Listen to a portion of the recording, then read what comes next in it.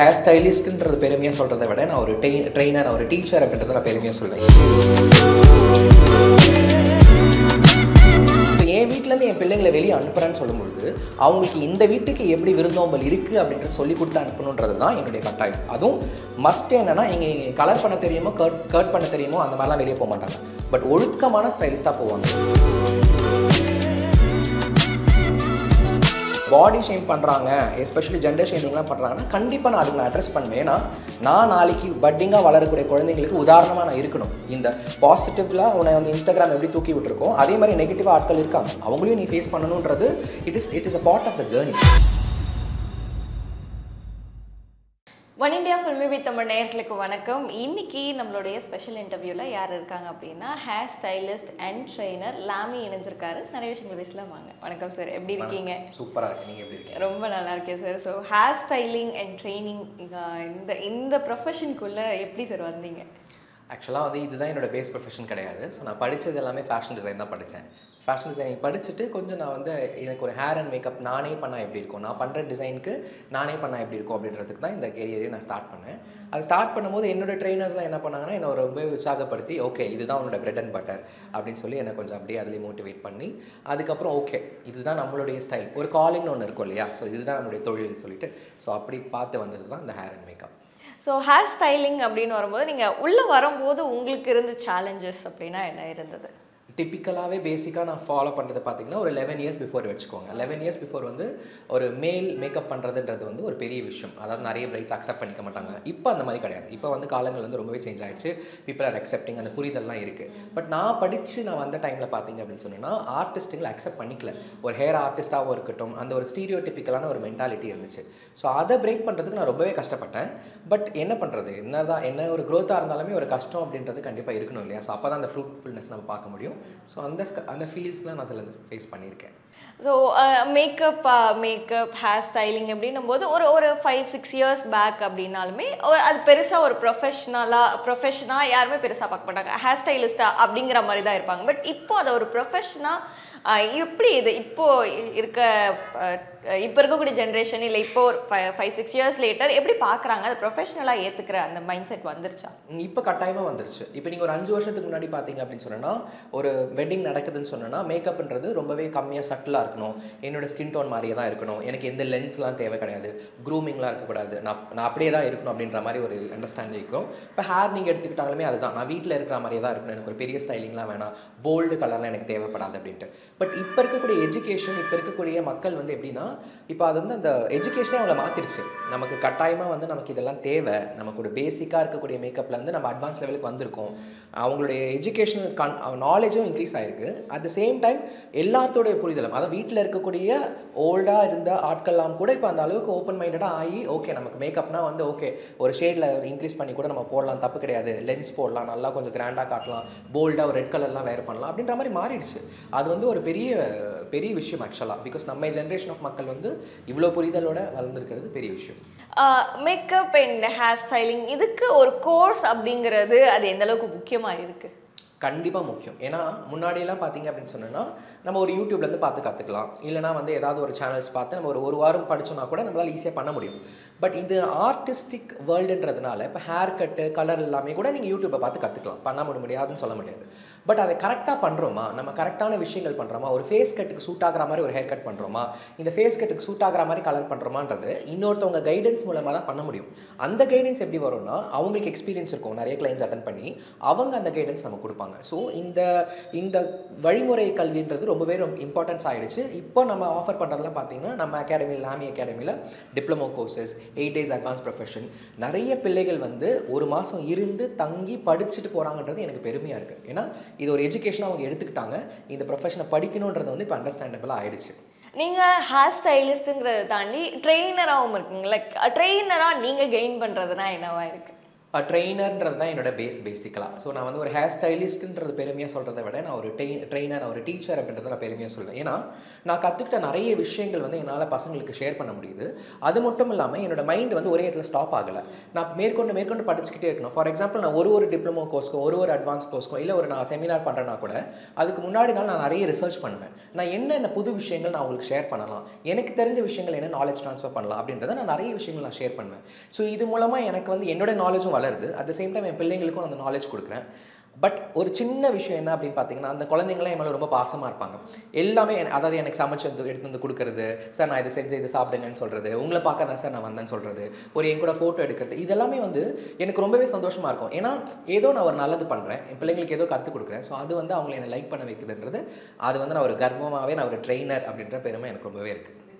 இப்போ ஹேர் ஸ்டைலிங்னு வரும்போது யாருக்கு ஹேர் ஸ்டைலிங் பண்ணுறது கொஞ்சம் டிஃபிகல்ட்டாக? இட்ஸ் லைக் விமென்க்கு பண்ணுறது டிஃபிகல்ட்டா இல்லை மேலுக்கு பண்ணுறது டிஃபிகல்ட்டா? யாருக்கு?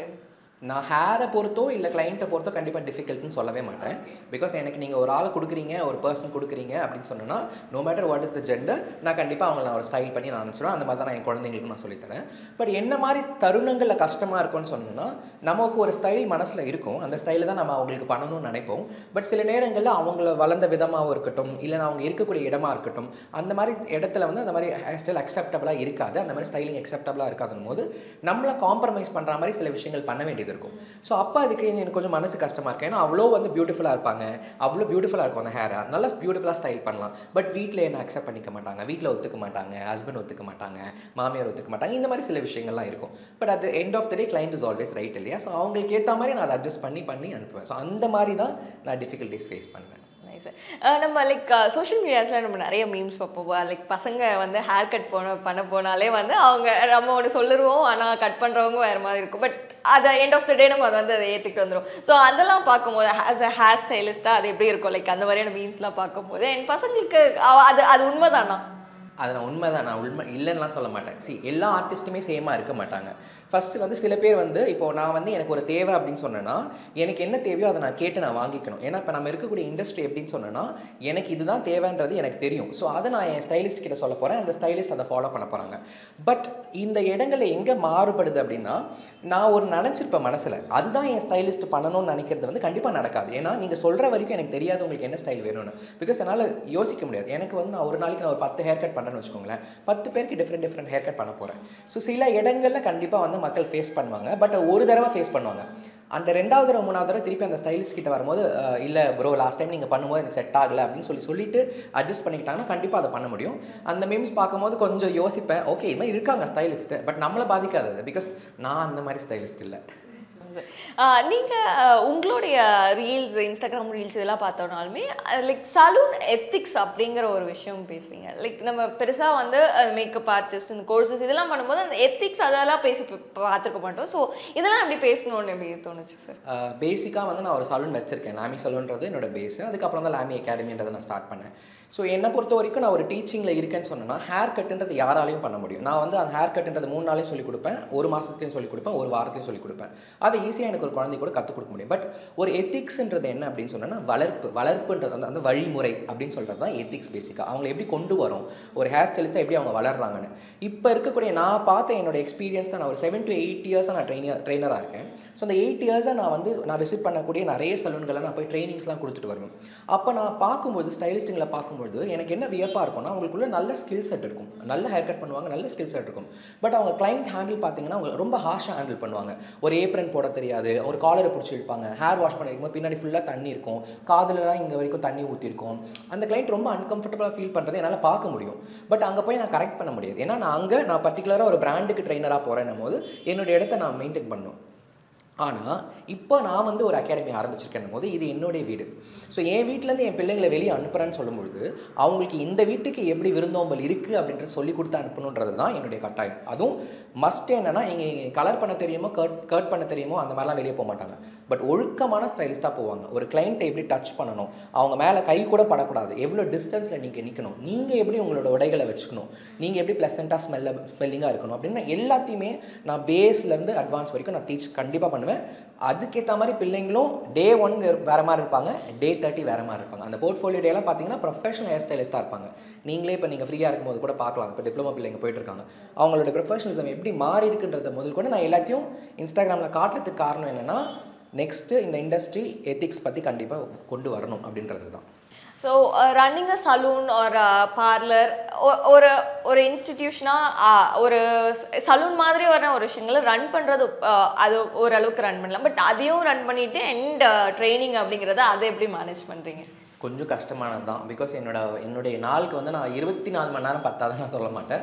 பட் 9 hours எனக்கு வந்து கண்டிப்பாக ஒர்க் இருக்கும். எனக்கு மார்னிங் என்னுடைய பர்சனல் ரொட்டீன்லேருந்து ஒரு இன்ஸ்டாகிராமராக இருந்து, அதுக்கப்புறம் ஒரு ட்ரெயினராக இருந்து, ஒரு சலூன் ஓனராக இருந்து, and I also have a family.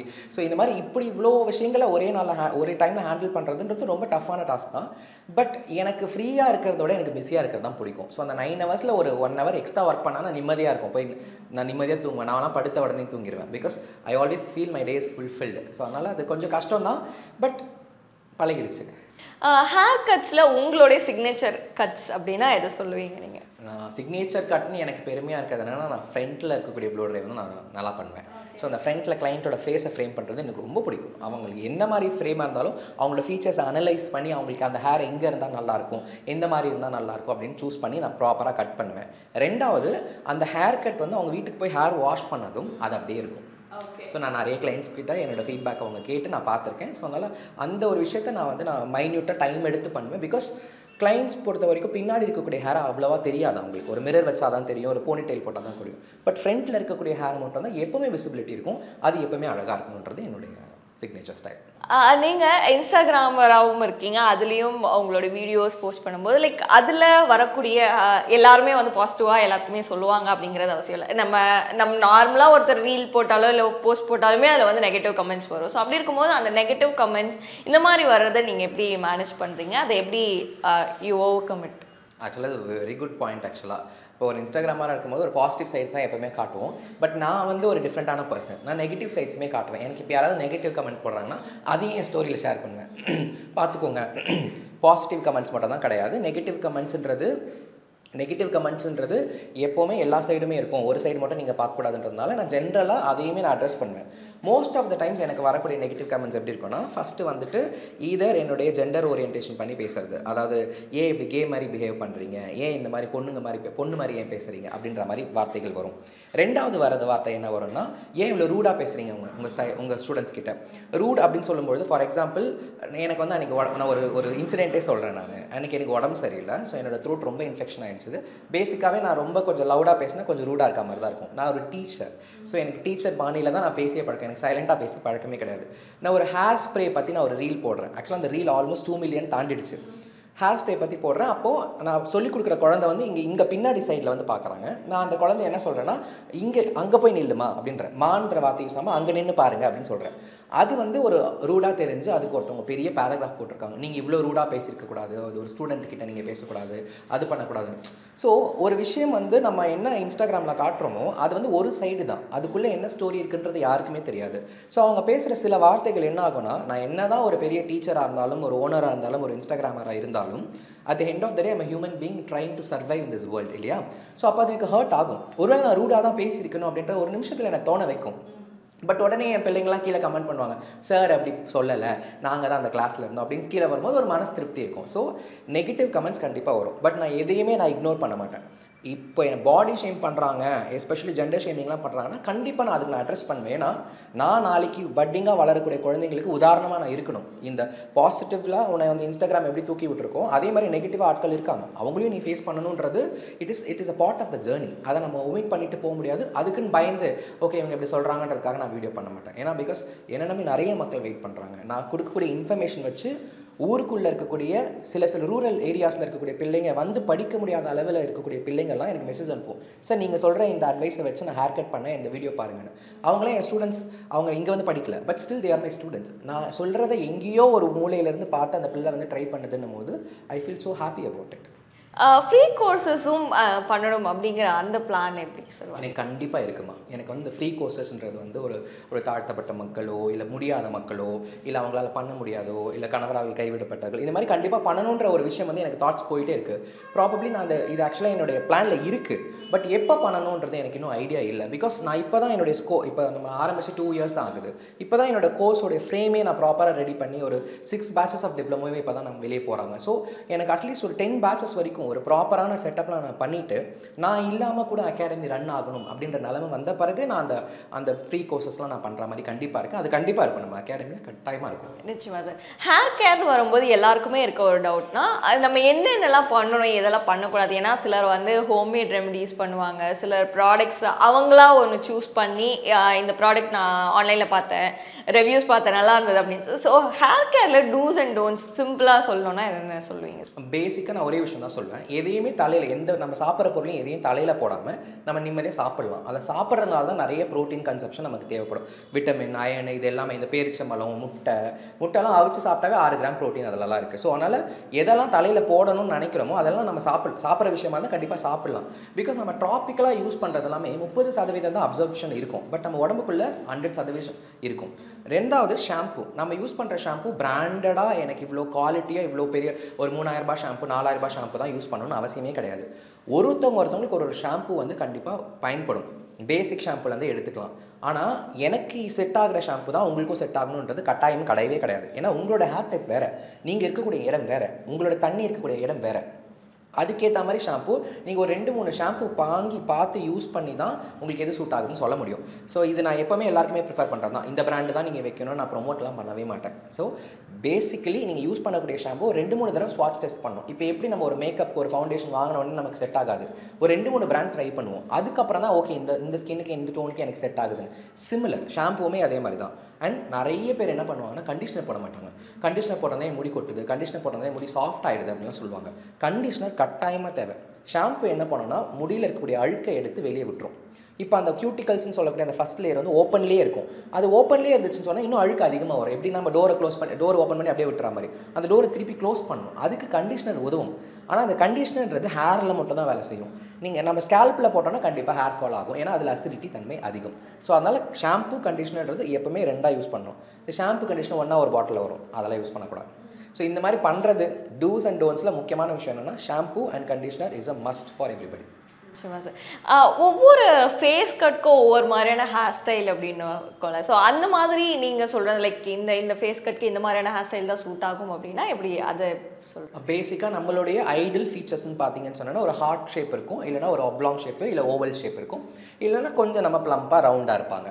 So இந்த மாதிரி எந்த ஷேப்பாக இருந்தாலுமே ஒரு லேயர் கட் ஏதாவது பண்ணுறாங்கன்னு சொன்னோன்னா யூஸ்வலாக வந்து இந்த லேயர்ஸ் எந்த இடங்கள்லேருந்து ஸ்டார்ட் ஆகணும்னு சில விஷயங்கள்லாம் இருக்குது. எங்கன்னா நம்மளுடைய இந்த லிப்ஸ் பகுதி, இந்த கியூபிட்னு சொல்லக்கூடிய இந்த இடம் அல்லது கீழ் உதடு அல்லது சின், இந்த இடத்துல இந்த கான்டெக்ஸ்டெல்லாம் வச்சுட்டு நம்ம அங்கேருந்து அந்த லேயர் ஸ்டார்ட் ஆச்சுன்னு சொன்னோன்னா கண்டிப்பாக அவங்க பார்க்குறதுக்கு அழகாகவே இருப்பாங்க. இதுக்கு நடுவில் எங்கேயாவது இதுக்கு ஃபார் எக்ஸாம்பிள் மூக்குக்கும் இதுக்கும் நடுவில் எங்கே ஸ்டார்ட் ஆகுதுன்னா ப்ரொபோஷனேட்டாக இருக்காது. ஸோ இந்த மாதிரி சில விஷயங்கள் மட்டும் கரெக்ட் பண்ணாவே போதும். லேயர் கட்டில் யார் வேணால் லேயர் கட் பண்ணலாம், யாருக்கு வேணால் லேயர் கட் அழகாக இருக்கும். பட் அவங்க ஃபேஸ் ஷேப்பை பொறுத்து அவங்க ஃபேஸ் ஃபார் எக்ஸாம்பிள் நான் என்னை பொறுத்த வரைக்கும் எல்லா ஃபேஸ் ஷேப்ஸுமே அழகான ஃபேஸ் ஷேப்ஸ் தான். சில பேர் சப்பியாக இருக்குன்னு ஃபீல் பண்ணுறாங்க அப்படின்னு சொன்னால் அதை மறைக்கணுன்றாங்கன்னா இந்த கியூபிட் லெவல்லேருந்து அவங்க கட் ஸ்டார்ட் பண்ணுறாங்க வச்சுக்கோங்க, லேயர் கட்டை ரொம்ப சிசில்டாக தெரிவாங்க, ஷார்ப்பாக தெரியும் அவங்க ஃபேஸு. ஸோ அந்த மாதிரி சில விஷயங்கள் டிப்ஸ் அண்ட் ட்ரிக்ஸ்லாம் இருக்குது, அதை ஃபாலோ பண்ணிக்கலாம் அவங்க.